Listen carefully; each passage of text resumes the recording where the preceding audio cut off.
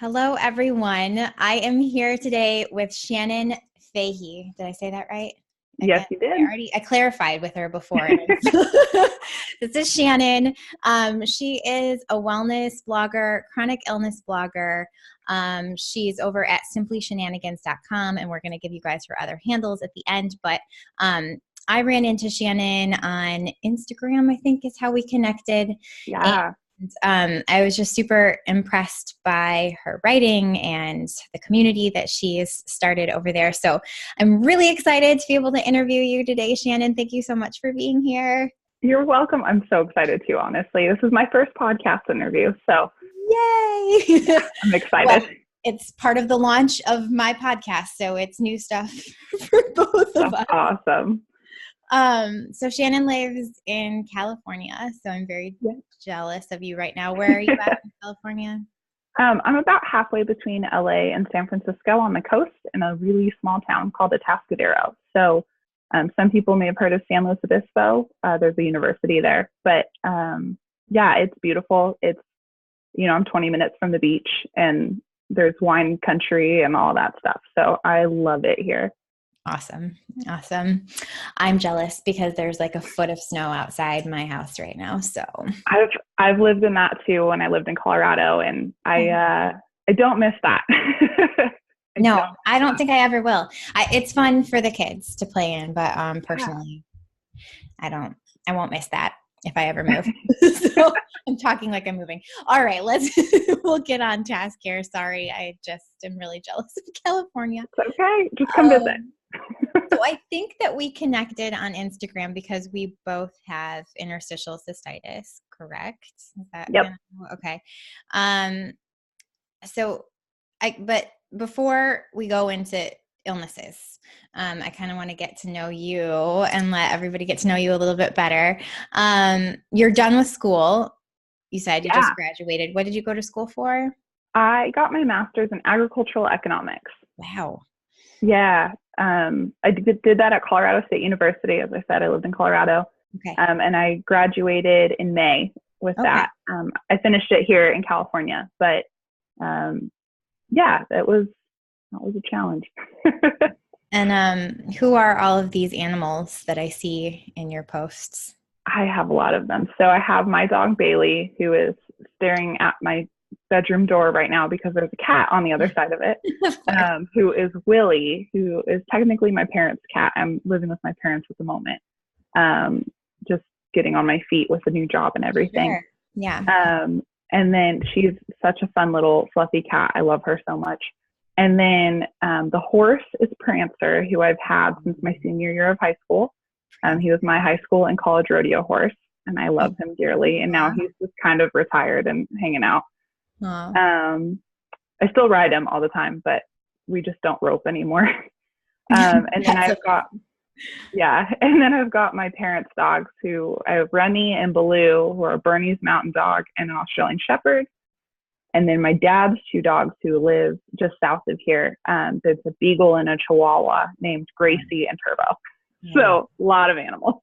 There are, I always see a different animal on your Instagram. Yeah. And then I dog sit a lot too as kind of a side hustle. And so you'll see those a lot on my Instagram and Facebook, Snapchat, all that stuff. You have a heart for animals, obviously. I love them. Actually, one of my degrees, my bachelor's degree, is in animal science. So, yeah. Well, we'll have to talk a little bit about that and your illnesses here in a bit. Yeah. So you do have interstitial cystitis. I just kind of was curious about how long you've had it. How did you get the diagnosis? It can take people a very long time to get it sometimes. And then what has maybe helped you? Have you gotten things under control? How so? Go. Yeah. So I started having symptoms at 16 in high school, which is, high school is hard enough anyway. And then I was running to the bathroom every hour, sometimes more. And that was rough. But originally the urologist was like, oh, it's just an overactive bladder. You're fine. Take some meds. We'll be good. Mm-hmm. And I thought I had it under control. And then I went to college, and, college is stressful, and alcohol is involved in college, Sure. and coffee, lots of coffee. Yes. Um, Because of the and alcohol. Yes. yes, and it got worse. It got so bad, and I was getting pain, and the frequency was really bad. And so I went to a urologist out there about a week before my 21st birthday. And for reference, I'm 25 now. Okay. About a week before my 21st birthday, I got diagnosed with interstitial cystitis. They gave me the whole IC diet list, which, no coffee, no alcohol, two of Terrible. my favorite things in college.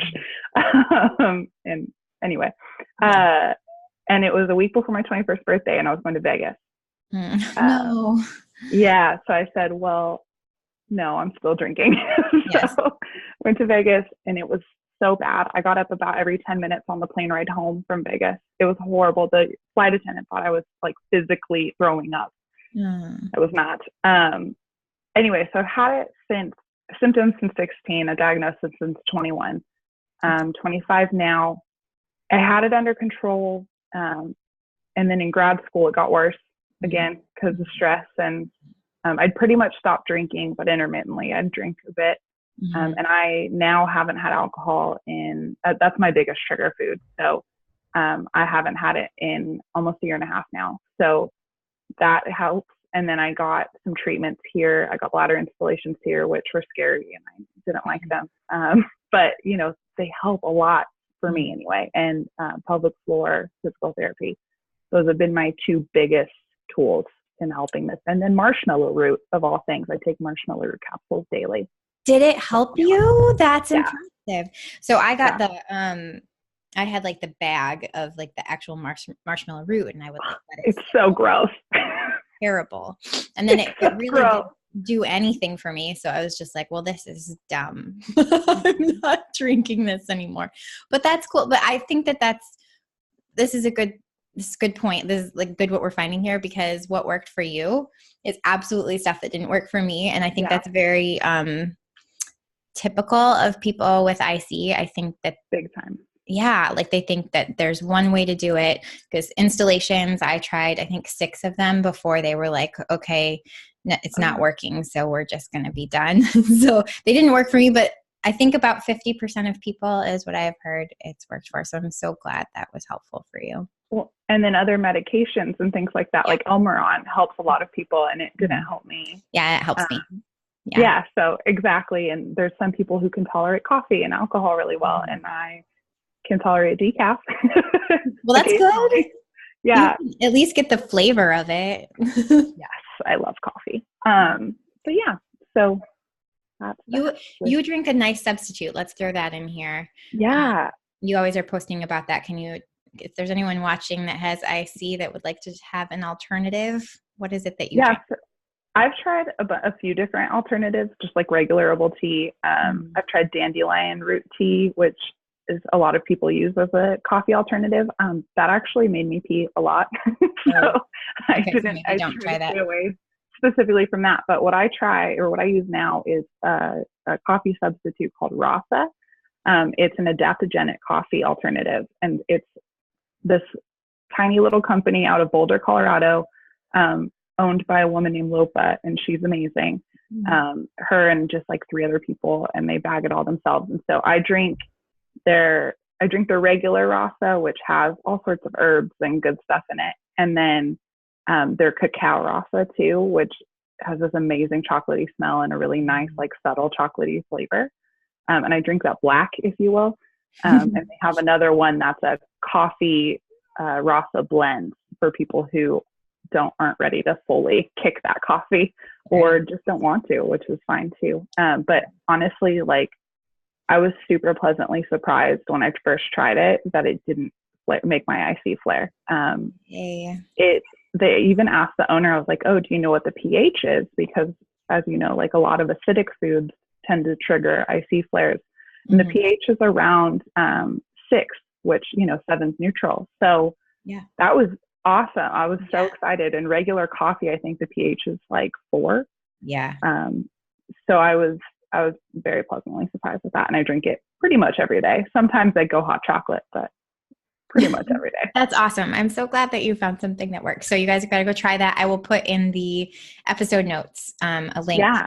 I'll put your link on there for people so they can. Please do. Yeah. And it is an affiliate link. So if you use it, I'll get a little kickback, but I drink it every day. So let's help Shannon out and help ourselves out.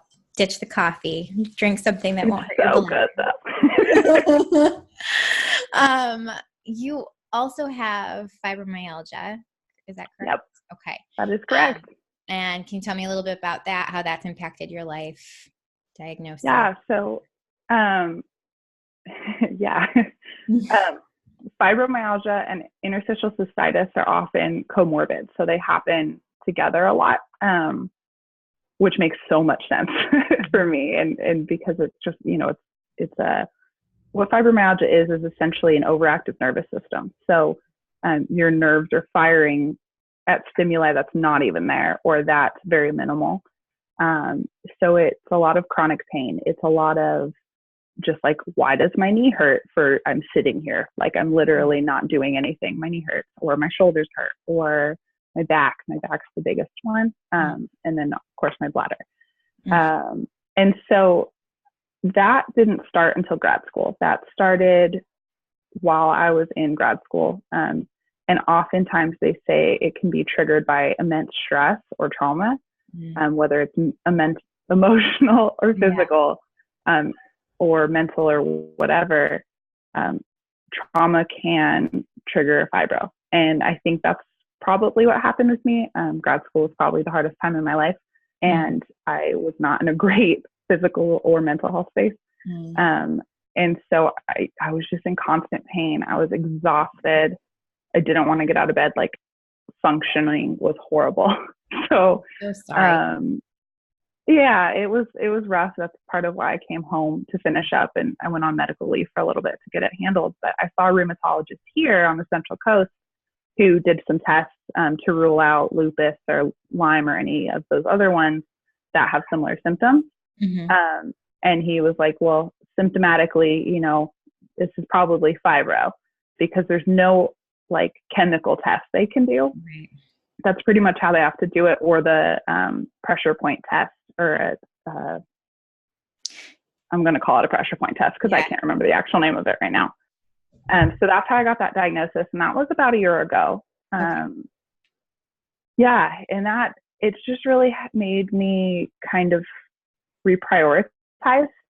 So I notice I get exhausted from doing like normal stuff, like running errands. It absolutely wipes me out.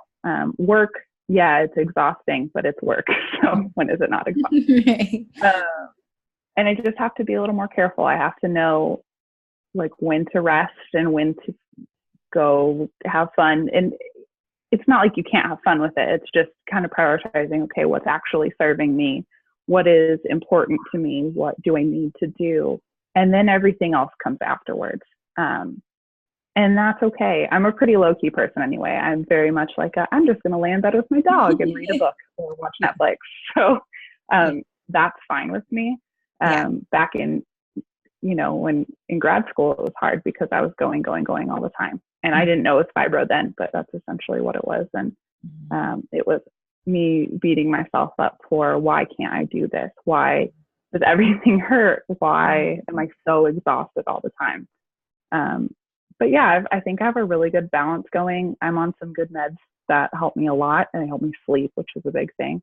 And I take some supplements that really help too. That's awesome. You mentioned your doctor. Do you see like a traditional doctor out there, functional doctor? What kind of physician do you see? I see traditional doctor, and that's just for availability, but also because I don't live in, it's not a big town, it's not a big city. I'm a few hours from LA, so that's not super convenient. A few hours from San Francisco too. But he was the one who could get me in the earliest, and I like him. I'm comfortable with him. Good. And he listens. And I think for me, that's the biggest thing in a doctor, is a doctor that like actually listens to you and doesn't just go like, here's all the drugs. Right. Or, oh no, it's all in your head, because you get a lot of, even rheumatologists, even people who like specialize in these things, they tend to go, oh, it's all in your head. And it's like, no, it's not. You feel this for a minute and you tell me if I'm imagining it. Yeah. Yes, exactly. But yeah, I looked into some more like naturopathic type medicine. And I just haven't found any that would quite suit my needs. Yeah. So, well, it sounds like you're already doing quite a bit of what you would probably be told to do somewhere like that. So yeah, I do a lot of research. I can tell as a blogger. So let's go ahead and talk about the blog. Why did you start, and when did you start writing Simply Shenanigans? So Simply Shenanigans actually started as, I think it was The Lazy and the Beautiful a few years ago back in college. I was obsessed with makeup, like obsessed. All my friends were like, do my makeup for me. And I was like, I'm going to be a beauty blogger. Okay, being a beauty blogger is exhausting and it's expensive and it's really hard. So buy all makeup. Yeah. That didn't last very long. And so I ended up going more lifestyle with it. And then as grad school started and stuff, I didn't stick with it very much. But then a little further into grad school, I started following a lot of like wellness bloggers and food bloggers and that kind of thing. And I was like, this looks like fun. And like, I really like the creative side of this. I like developing recipes. I like writing. I like sharing my thoughts with people, as you can tell. Yeah. And so that's kind of when I changed it to Simply Shenanigans. And then about a year ago, my sister bought the domain name for me as a gift because I was dog sitting for her. And so that was like my payment. And she designed my website. I'm going to do a little shameless plug for my sister, Christinedelaine. She's amazing. She's a graphic designer. And I'll give you the link for her website too. Send it to me. We'll put it in the episode notes. That would be great. Your website is beautifully done. You. I know she'll appreciate that too. But yeah, she kind of supported me and it really helped me take it more seriously. And it started out mainly with food and then went into mental health and overall health and things that make me happy and things that don't make me happy.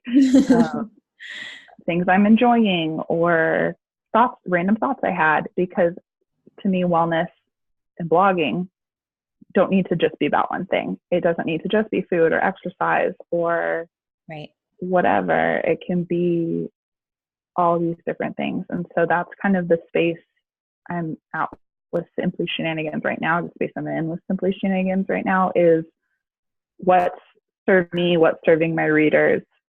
And it's this idea of life is multifaceted. It's dynamic. Health is dynamic. It's not just vegetables and running. It's all sorts of things. So I want to talk about all of those things. That's awesome. I love that. That's why I love you. It's a holistic approach and I love it. So you've kind of already hit on this, but you've got things separated into food, body, mind, spirit. So you're saying these are kind of part of the whole person. Why did you choose those specific ones? Just because, sorry, you've kind of already answered this. But. Yeah. No, that's fine. The food one is pretty self-explanatory. I love food. Like I love food. And I know I like to eat healthy. I like to eat vegetables, even though I just made a little joke about that. I do like vegetables. I like fruit. They are included. They're not the entire thing. Yeah. Exactly. But I also really like cake and cookies and fried things and all the foods. Yes. And I don't think food needs to just be like healthy, quote unquote, healthy foods for them to be healthy, because food isn't just serving one purpose in our lives. It's not just food. Like it's not just giving us energy in the form of calories. It's also an emotional thing. It's also sometimes a spiritual thing if it's, religious or whatever. Food is so much of our lives and our culture these days, all cultures. And it's so important to me, and I love food. So food, and I like recipe development. I love food too, so I get it. And recipe development is so good. Can you hear my dog whining? Because my dog is whining. Bailey, come here. No, I can't hear at all. Okay, good. She was whining at me because it's about 30 minutes until her dinner time. Oh, she knows. And yeah, she knows. Anyway, so the food came from the recipe development and that kind of initial thought of like following Instagram food blogger people. And it was going, oh, that seems really cool. Like, I want to do that. Yeah. And then the body kind of is in that space as well of like me starting this whole fitness thing. I was running and I was going to the gym all the time, and I don't do those things very much anymore. Unfortunately, I probably should do more, but it's just not in the cards for me at the moment. But and that's a big part of it, but it's also the chronic illness side. It's also the fibro and the interstitial cystitis and fatigue and all that, because that's physical too. That's part of your body, and that plays a huge factor. There's a lot of things with your body, or even your body image, that we can talk about with health and wellness too. And so I don't want it to just be like, oh, fitness, the body. No, it's all facets. All of it. And then the mental health, which I know you understand, is with your personal career. You know, it's talking about anxiety and depression and mental health and mental illness and happiness and not happiness and all these things that I think as a society we're taking steps towards talking more about and taking the stigma away from. But I want to help. I want to move that along too, and I want to be open about it. And then the spirit is kind of everything else. It's what's bringing me joy, what is making my life better, what's making me fulfilled. How am I prioritizing things, that kind of stuff. Like it's the everything else that makes me and makes you. It's the spirit. And so that's kind of, like you said, it's a holistic approach, and that's what I want to talk about, because wellness, health, it's all of those things. Yeah. So I really wanted to talk about that on my blog. I love that. It makes so much sense. You just hit on this a little bit, and if you feel comfortable talking about it, I know you've mentioned before that anxiety and depression have been an issue for you, and as someone else with chronic illness, usually that's something that goes along with that. But if you feel comfortable telling me a little bit more about your experience, I would love to hear more about that. Whatever you're I'm pretty open about it. Like I said, I want to take the stigma away. I want to, so many people struggle with these things and more. And so I'm pretty open about it. I'm happy to talk about it. Okay. So I've always been a pretty anxious person. As a kid, I had severe separation anxiety from my mom specifically, which I obviously didn't see until later on in life. I was like, oh, that's what that was. But I've always been a bit of a perfectionist, a bit of like, oh, it's never enough. It's never good enough. I'm never doing enough. I can always be studying more. I can always be doing more, working more. Oh, I'm not staying as late as that person at work. Oh, no, I'm doing a bad job. That kind of stuff. So overthinking everything. Yeah. That's how my brain works. And then the depression side of that for me is, it's definitely more situational, but sometimes it comes about for seemingly no reason. So I'll have days where I'll wake up and just go, I don't care. I don't want to do anything today. Nothing's going to make me happy. Even things that always make me happy. Oh no, I don't care. I don't want to do that. I don't want to do anything. I don't want to leave my bed. I don't want to leave my room. And then you get those two things together, and it's like, I'm not going to go anywhere. I'm not going to do anything. But then I'm like, oh crap, I'm not doing enough. So that's kind of hard. But I have that, that got really bad in grad school again. Grad school is really hard for me. It was really hard. It was hard for me too. It's terrible. It's the worst time ever. It was and everybody's like, oh, of course it's hard. It's grad school. And I'm like, no. It wasn't just hard. It was not a great time in my life. Yeah. It was. And so I ended up going to therapy for the first time in my life. And I still go all the time. I go every 2 weeks, every 3 weeks, something like that. Awesome. And it's the best decision I ever made. Even if I'm in good mood that day, it's like, I still need to go to therapy and talk about stuff, because I know if I don't, I'm not going to feel great later. Or I'm not going to be able to cope with something later. And so, yeah, I go to therapy. I'm on antidepressants. And I'm, like I said, I'm pretty open about that stuff. Yeah.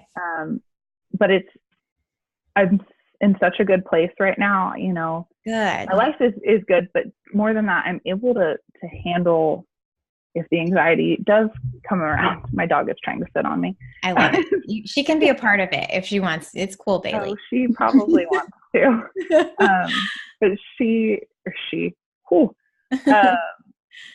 but yeah, I've gotten a lot of tools through therapy and those kinds of things that have really helped me handle, like, okay, this is a bout of depression. Like, here's how we can help make it either not last as long or go away. Or this is, those are some anxious thoughts. Like, those are intrusive thoughts. Okay, that's what those are. Those can go over there now. And just managing those. And yeah, it's hard, but you can get through it. And it might be there forever, but you learn how to handle it. You learn how to make your life better, even with those things as a part of it. Yeah. I actually interviewed a therapist for this podcast the other day, and we were talking about how we think, yeah, I'm so excited. How we, like, doctors should hand each patient like a card for a therapist. And you sound like you would definitely second that. Yeah, I think I don't care how mentally stable you are. I think everybody should go to therapy. Yes. Everybody. Chronic illness, no chronic illness, anxiety, no anxiety. You need to see one. Yes. Yeah. That's my theory. Any tools that you learned from therapy? I mean, acknowledging the thoughts. That's a big one. Yeah. Huge. Yeah.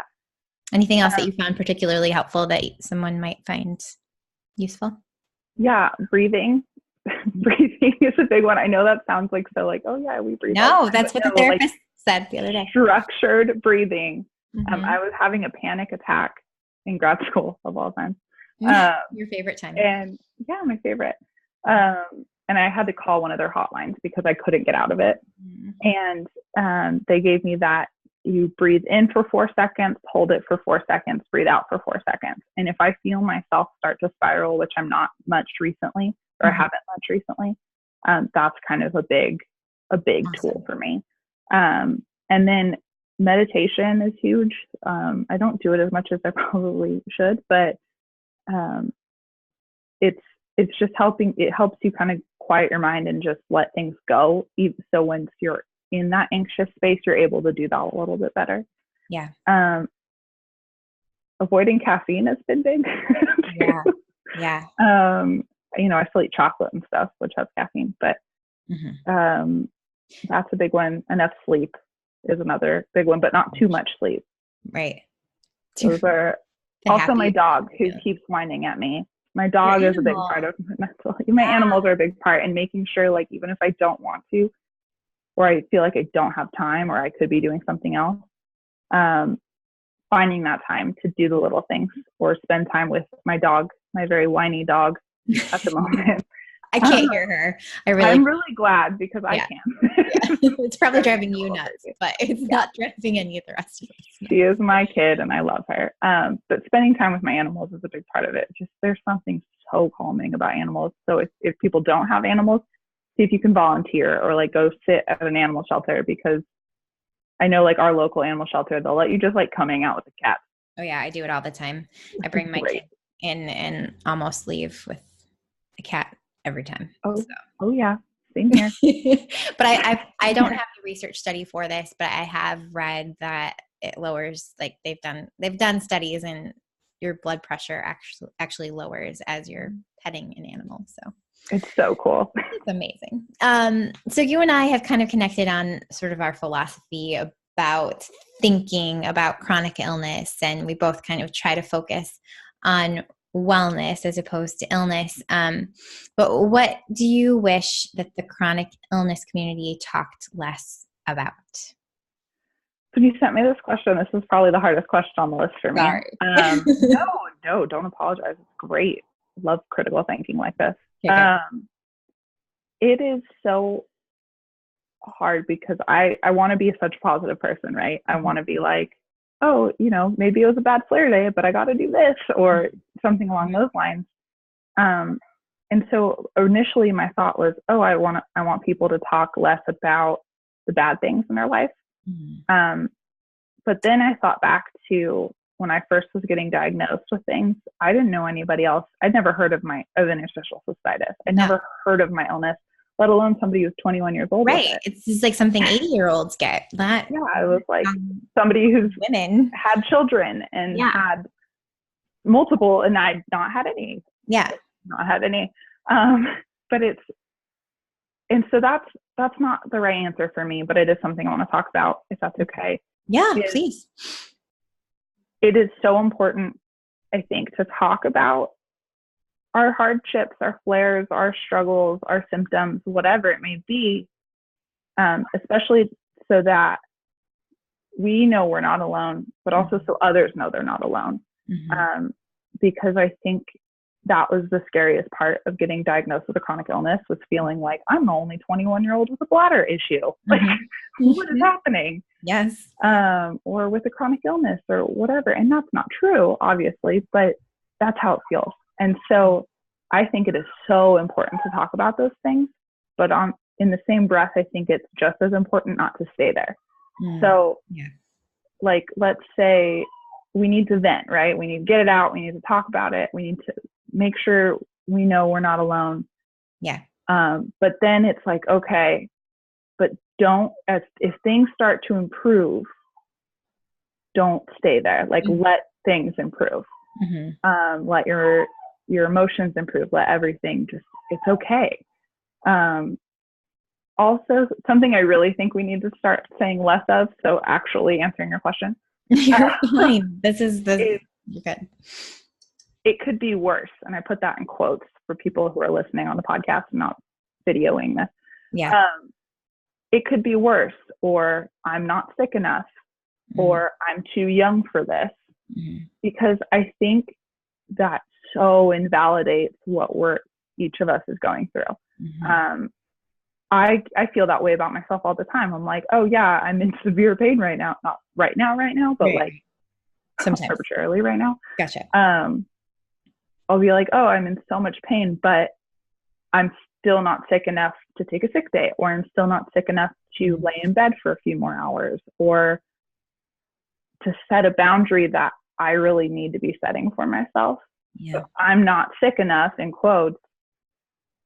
It makes it so you're engaging in more toxic behaviors that are going to make you sicker, or make it worse down the road, or make you just so unhappy. And it completely invalidates your struggle, and it invalidates the struggle of others. And instead of honoring that and respecting that. And same with it could be worse. Mm-hmm. Things can literally always be worse. Like, no matter what situation you're in, they can literally always be worse. Yeah. And so I think I hate that saying, because it's like, no, what I'm going through right now sucks. If this is real for me, this is hard for me. Yeah, exactly. And so I think we hear that a lot. We say that to ourselves a lot, but we also hear that a lot in the chronic illness community of like, oh, but it could be worse, so I just need to suck it up and deal with it. Mm-hmm. And it's like, but maybe that's not the healthiest way to do things. Yeah. Maybe that's not the best way to do things. And no, it's okay to struggle. Yeah. But again, don't stay there. Right. That's my 2 cents on the matter. Great advice. It's great advice. And I think that's a dilemma for me a lot of times on Instagram too, because I want people to see, them to see the reality of other people and that they're not alone, but I also don't want them to stay there too long either. And you're not going to necessarily be Sally Jones, who's had this for 10 years and is miserable and could be worse. Yeah. But it doesn't have to be. And what you have is real, and that's hard. And yeah. Exactly. Good answer to the difficult question. Thank you for tackling that.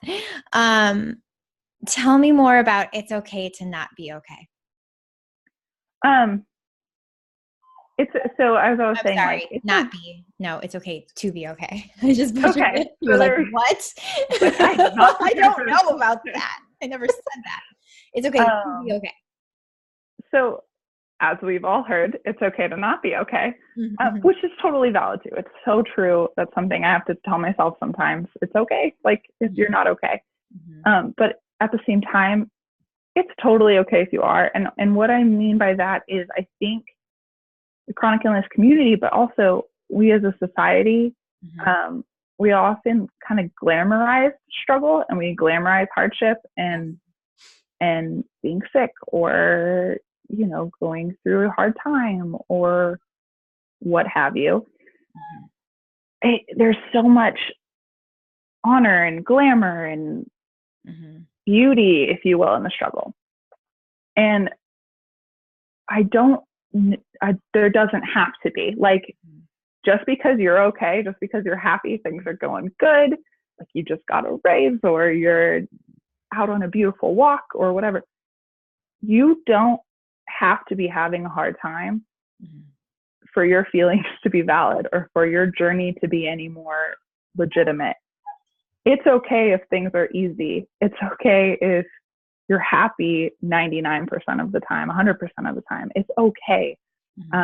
And we shouldn't feel guilty because we're in a good place, or or it could be worse. We don't have to feel guilty for that. Because a good part of life is knowing when it's good, and honoring that, and being happy, and embracing the happy. Life shouldn't all be about struggle and hardship. It should be about good things too. That's kind of my theory on it. Like, let's stop making it so like we feel guilty for feeling good. Like, let's just feel good. Let's be okay with that. Right. There is, but I see that too. In the chronic illness community a lot. Like, if you're not miserable, there's something wrong with you. So I think it's totally. Yeah. I think it's awesome that you push that message. How has creativity helped you with your physical and mental wellness? I think it's helped more with my mental than my physical overall. But they're hand in hand. It's an outlet for me. Like, I draw, I write, I cook. Those are my outlets. Those are my ways of like putting either my anxious energy or just my like regular energy out there in the world. And it really helps me. I'm a better writer than I am a speaker. And I think all writers, that's true. Sorry, I interrupted you, but I think you're right. Common. Yeah. Okay. It's terrifying that I hate being on a video. Okay. But yeah, it's my way of working through things and getting out there. And like I said before, with the writing specifically, it's my way of feeling like I'm not alone too. Other people reading that and going and resonating with something that I said is super fulfilling, and it makes me go, oh, okay, I'm not crazy, or oh, okay, I like, my feelings are valid. And then somebody trying a recipe and going, oh, okay, that's delicious. How does it have no added sugar? That kind of stuff. That's helped me a lot with my mental health, mental illness. And just feeling more validated, I think, and feeling more comfortable in my own skin, and more confident in what I have to put out there. And then physically, honestly, like with the chronic illness thing, it's a great distraction. Yeah. It's a great, like, if you're having a bad symptom day, a bad flare day, it's something to do. It's something that you can't, like, you feel like you can't do anything. It's a great way to just be like, oh, look, I can do this. I can do this. It's empowering. Yeah. Exactly. That's awesome. What resources do you wish you had had at the beginning of your journey with chronic illness that you have now? Wish you could just hand on back. Honestly, I think it's that knowing I'm not alone. Like, part of what drew me to you and your blog and your Instagram was like, oh my God, somebody else, another young woman who has interstitial cystitis. Like, this is so exciting. And so you were writing, and you were writing so well about it, and our experiences, although different, were similar. And it just, I wish I'd had more of that. Obviously don't wish this on anybody, but I wish I'd had more of that network and those, that I have a great support system in my family, but having people who get it, people who are going through similar things. So like those chronic illness communities on Facebook and stuff, as hard as they can be in sometimes, there is also a factor of that is great for me to have, because it's me going, okay, like I can share this and somebody's going to understand. Yeah. If I am having a hard time. And so I wish I'd had more of that. I also wish I had more access to research. But like, that's something I just had to find on my own. And that's okay. Like the first couple doctors I saw about it just didn't have a lot. Like the urologist I see now, I love him dearly. He's great. I've been seeing him for years, but he's always joking around about how like I know more than he does about interstitial cystitis. And it's because and he knows a ton, like he's great at his job, don't get me wrong. Yeah, sure. But I'll like come in with like little tools and things, and he's like, how do you know this? So we have a lot more time to focus on the research for our disease, and it's just not taught very much, if at all. Yeah, I had a doctor tell me, she's like, there's no way you could have chronic illness. There's no way you could have interstitial cystitis because it's a chronic illness. And I was just like, okay. It doesn't even make sense. I feel like she needs to go back to school a little bit, but like that was kind of a norm then. It was just sort of like, the first GP I saw after my diagnosis, I told them about it and they never heard of it. Yeah. That was a little disheartening. So just knowing what I know now and having access to the doctors and the resources I have now, like in general, and I mean like articles and papers and communities, those kinds of things, I think would have been great at 21 years old. Yeah. I'm so sorry you went through that so young. Oh, it's okay. But you're awesome, and you're helping people who are also going through it. So, yeah. I think we've already kind of hit on that one. Sorry. What is your favorite recipe that you've vlogged about, or what is one that we can't live without? And I will do it if you've got it on your blog. Yeah, that would be awesome. So I think I have two favorites, and they're both cookies because I have a massive sweet tooth. And one of which I make all the time, like almost weekly, is my banana bread breakfast cookies. Yum. And so if you make them the way that the recipe states, there's no added sugar. So like the chocolate chips I used in that original recipe were 100% cacao. So they don't even have sugar, but you have to like really like dark chocolate for that. I do. Because they taste like it. But the banana adds the sweetness. So it's just a real pure natural sweetness. They're gluten-free, vegan, all that stuff. Oh yeah, I love to make these. They're amazing. I also, so on that recipe, there's chocolate chips and walnuts are kind of the main, like, not toppings, but fillings. Gotcha. I don't know if those are the right terms. I don't know. I'm a great food blogger. Excuse me. But I also do chocolate chips and coconut flakes a lot, because the coconut brings in a little more of that sweetness, that natural, no added sugar sweetness. And I tend to use like 85% cacao chocolate chips on a more regular basis. The 100% cacao ones are pretty expensive. So, and then along those same lines, I also have a zucchini bread cookie, which is also gluten-free and vegan. And no added sugar either, because I use applesauce as kind of the like moist part. Sorry for everybody who hates that word. I mean, how else and do you say it? there's literally no It's so much better. Okay. Oh man. And Okay. the applesauce brings natural sweetness in too. So I use an unsweetened applesauce. And that's, if you like zucchini bread or banana bread, you're going to like both of these cookies. And yes. And if you want to add sugar, like my sister visited a few weeks ago and asked me to add sugar to them. So I did. I only added about a quarter cup because I didn't want to add much. My dog is freaking out. She's ready to eat. Yeah, she's hungry. She also might have to go to the bathroom. She can wait a few minutes. A great mom. Done, Bailey. But yeah, if you like zucchini bread or banana bread, you'll like both of these. Add sugar if you need or want to. That's fine. I'd recommend starting at about a quarter cup and working up from there if you do want to add sugar. But you don't need it. You don't need it. I promise. Those are my two favorites.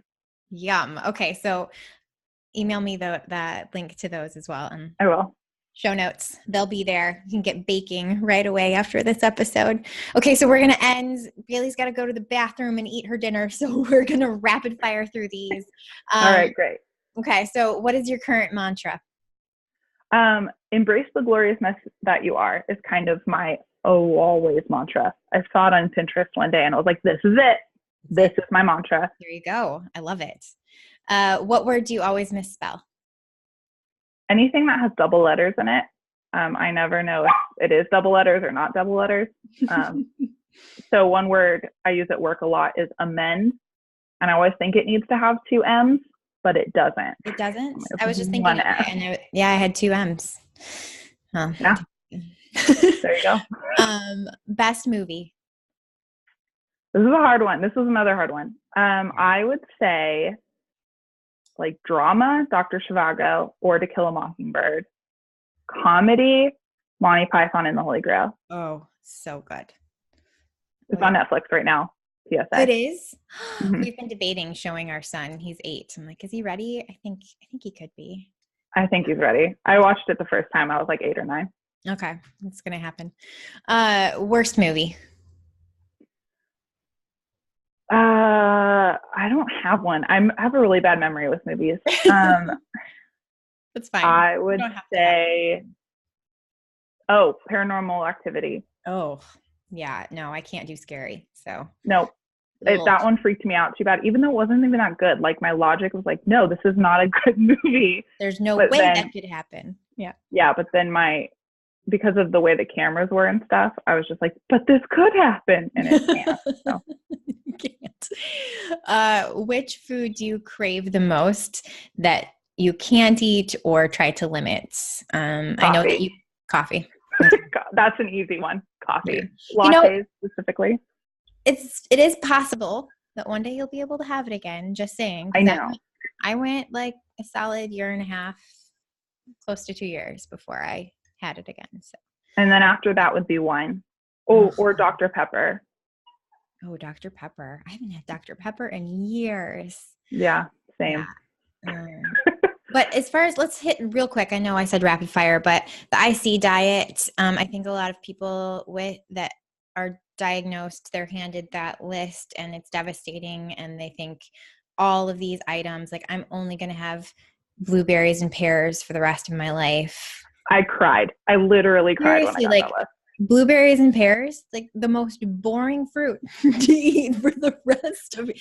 Just if it's boring, you can eat it. Pretty much. Yeah, but you can have a lot of those foods again, right? Except for okay. I cut out chocolate for a long time. Yeah, me too. I love chocolate. So I went back to chocolate. Then there was like apples I couldn't have for a while. And honestly, I couldn't have them for a while, but now I can. And I eat them every day. Yay. And then, hi Bailey. And then, it's, and not everybody has those trigger foods either. So like, and there's another blogger I know of that coffee doesn't affect her at all. Mm-hmm. And I'm like, jealous because, fully caffeinated coffee does affect me if I have it regularly enough. And like lattes, even decaf, if I have them too frequently, they'll get me. But espresso doesn't bother me near as bad as like regular coffee does. So do you know why? because it's less acidic. Mm-hmm. The darker the darker the bean, you've done this research, the darker the bean, the less acidity. Oh yeah. Tully's coffee, if anyone listening or watching is looking for a low acid coffee, Tully's, I think you can get it on Amazon, but it's like from Seattle. They are a naturally low acidic bean. I tried that coffee. It didn't work. Not to like bash it or anything, because again, everybody's different. It made me pee so much and my bladder was in a ton of pain. Oh no. Okay. So be careful. I had it. Yeah. Sorry. But it's just so different. But you are an example of someone who is able to eat a lot of those foods again. And I like to debunk that diet for people because I know how bad, how devastating. There's actually some research coming out too that says that maybe the low acidity or like the high acidity foods aren't necessarily going to be so bad. I'll find the research and send it to you, but I'd be interested because I've done like some research into it too. And the body actually turns acidic food into alkaline, especially citrus. Yeah. I listened to a podcast actually literally about this exact thing the other day. Yeah. Sawbones podcast for anybody listening. There we go. And I didn't know that. And I thought that was really interesting. But yeah, it's just know your body, know what triggers you. Like do an elimination diet if you want to, if that's what works for you, and then reintroduce those foods because you never know. And then try them again a couple years later or a year later because your body changes and those trigger foods might change. And then rejoice for each thing you can have back again. Do a little happy dance because you thought you never eat it again. Sorry for the tangent. Yeah, that was a tangent. Sorry, it was my fault. Favorite quote? Can it be my mantra? Embrace the glorious We'll just go back. We'll full circle back to that one. Embrace the glorious mess that you are. I think that just everybody's a mess, man. Everybody's a mess, and just go with it. Yeah, love it. What are you currently reading? Are you a reader? Yes, I am. And I'm reading like physically in front of my face reading. It's The Devil in the White City about H.H. Holmes. I'm a big true crime fan. So it's based in Chicago. Yeah. There you go. And it's about the 1892 World's Fair in Chicago, the Columbian World's Fair. And H.H. Holmes and how those two things interacted, which I love history. I love true crime. I was about to say I love murder, but that's not accurate. Or good. Like reading about it after the fact, you don't like the actual act of it. Yeah, and then I'm listening to a book too, like when I'm working and getting ready and stuff. And I'm listening to Mindhunter, which is now a Netflix series too. Ooh, sounds intriguing. True crime all the time. I loved it. I haven't read Mindhunter, but Devil in the White City is a good one. I think there's actually, if you live near Chicago, there is a tour you can do where they take you around and show you all of the sites. There's not much left from the World's Fair, but like the library, I think, was from it, and Navy Pier, obviously. So okay, yeah. So there you go. If you're around, check that out. Okay, what creeps you out? Ants. Of all things, because they're everywhere and they like get in everything and they're so gross. Have are there fire ants in California, or is that? We do, yeah. Okay. We have fire ants. Those are freaky. And then I hate raccoons. I hate raccoons. They're cute, but one scared me as a kid and I hate them. I don't even think they're cute, really. Baby raccoons are precious. Anyway. Okay. Yeah, so that's what scares me. Freaks me out. Okay. Biggest pet peeve? Chewing with your mouth open. Oh. They're like smacking or smacking gum. Either one, I will freak out. This is a common pet peeve. I've interviewed only a handful of people, and every single person has talked about the way people eat. Also, people going to work or school or whatever when they're sick. Oh, yes, please. Especially contagious sick, because there's so many people with like autoimmune deficiencies or who have people at home who don't have strong immune systems, who can then pass it to them. And they can, like, even if it's just a flu or a common cold, like that can cause some serious complications for issues or for people.